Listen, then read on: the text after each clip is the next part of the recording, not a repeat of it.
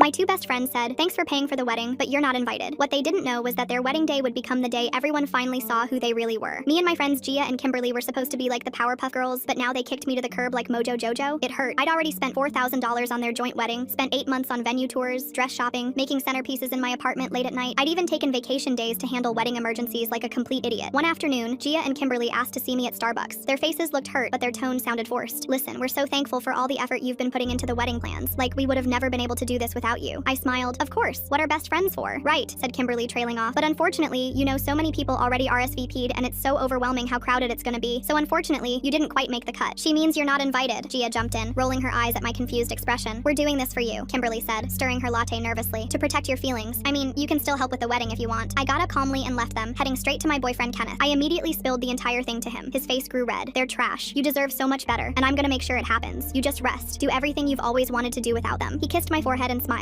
But it was tough, really tough moving forward without them. I mean, one second we were doing everything together, the next second I was basically friendless. But after 3 months, every day got a little bit easier. I joined a hiking group to get back into shape and launched my own event planning business, something I'd always dreamed about doing since I was young. "But you're not really business-minded, you know? You work best as an employee," Gia and Kimberly once told me when I brought it up to them years ago. But I was going to try anyway. I helped a few clients with their organization, orders, vows, but soon I landed my first big client, one who paid me an amount that almost made me faint. Meanwhile, an old classmate Jessica told me how Gia and Kimberly were completely drowning without me. Their DIY decorations looked like kindergarten crafts. Nobody helped with setup, and they constantly bickered at every vendor meeting. They'd even tried to get Jessica to take over my role. She laughed and said she was busy. The best part was I wasn't even trying to get revenge. I was just living. And as if things couldn't get better, Kenneth held a surprise proposal with my hiking group with a very enticing offer. "Marry me. Same date, same venue, same time." I laughed at his diabolical scheme and kissed him, accepting the ring. My hiking group immediately started offering help. "I'll do your flowers," said Shirley. "I'm doing your hair," said Becky. "My brother's a DJ," said Marcus. For the first time in my life, people were giving instead of taking. I burst into laughter and hugged them. 2 weeks before the wedding, Kenneth posted the story on Twitter, tagging friends and families and venues, adding in screenshots of everything I'd paid for with the caption, "Imagine funding your best friend's wedding and getting uninvited." People were outraged. Vendors started reaching out to me. The photographer called first. "I'd rather shoot your wedding for free. This is incredible." Then the florist, the cake decorator. Even their day of coordinator switched sides. Every mutual friend started RSVPing to my wedding instead. That's when Gia found out about my wedding from the venue coordinator who assumed she knew. My phone exploded with texts. "You booked our venue on our day? This is psychotic. You're trying to ruin our special day, but it won't work." But their wedding was already falling apart even without me lifting a finger. On the day of the wedding, their wedding hall was practically empty, each decoration tacky and clashed. My wedding hall was so packed with people that they had to borrow seats from Gia and Kimberly's joint wedding hall just to seat them outside. After the ceremony, Gia and Kimberly tried to crash my reception when the security stopped them at the door and called me over. I walked up in my dress, took in a deep breath, looked them dead in the eyes, and said, "You're not on the list."